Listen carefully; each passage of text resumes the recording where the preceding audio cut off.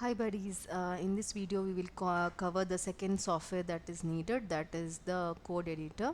The code editor of my preference is Visual Studio Code. What happens is when you install Git, it will ask for the default text editor.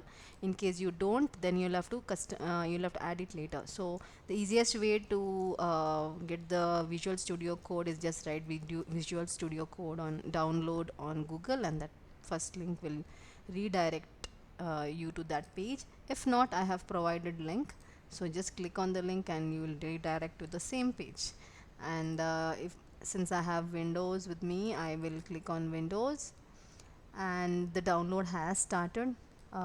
We have received a thanks for downloading the VS Code for Windows.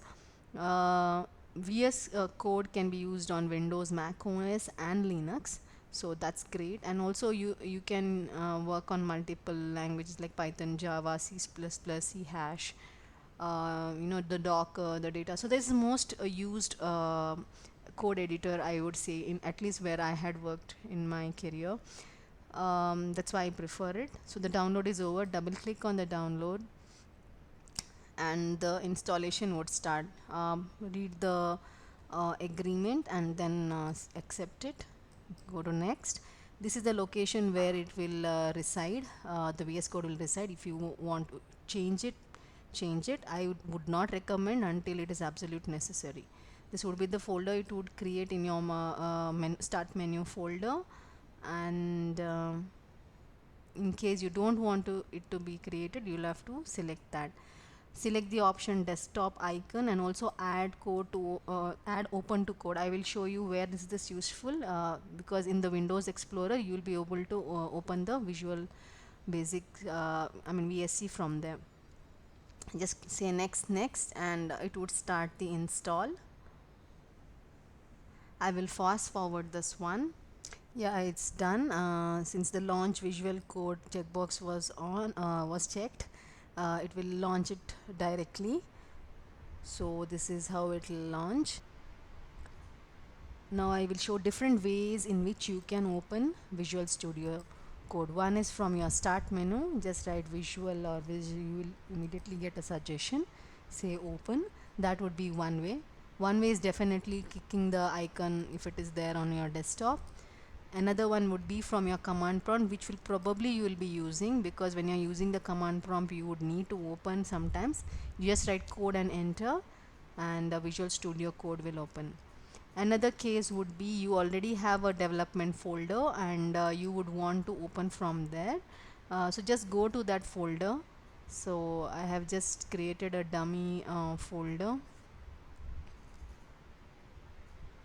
called universe.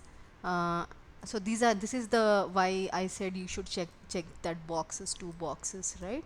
Because when you right click you will have this open to with code option. Only then you will have that. So since you did that, it opens pointing to the dictionary from which you initiated. In case the files, you know where the source of files are and you trust it, you just say that you trust it, and you can continue using it.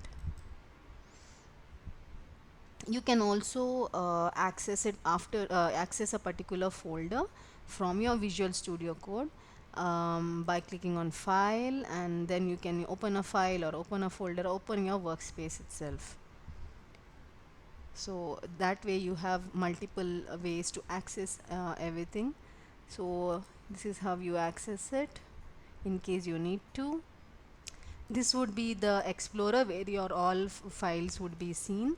That is where all the files would be seen, and this is where you will control the do the source control, and this is where you will debug, and you will need few extensions that it just makes your life easy with the Visual Studio Code. Favorite extension would be the Git lens when you're working with Git. So let's install it.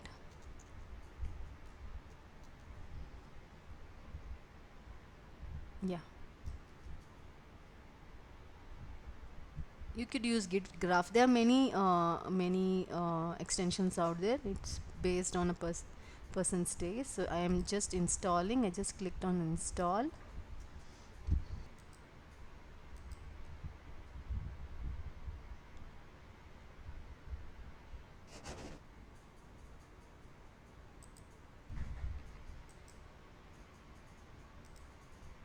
So once you install git lens, you will have this extra an extra icon here. So once we have git installed and once we start working, this will make more sense. That is all I had for this video. Thank you.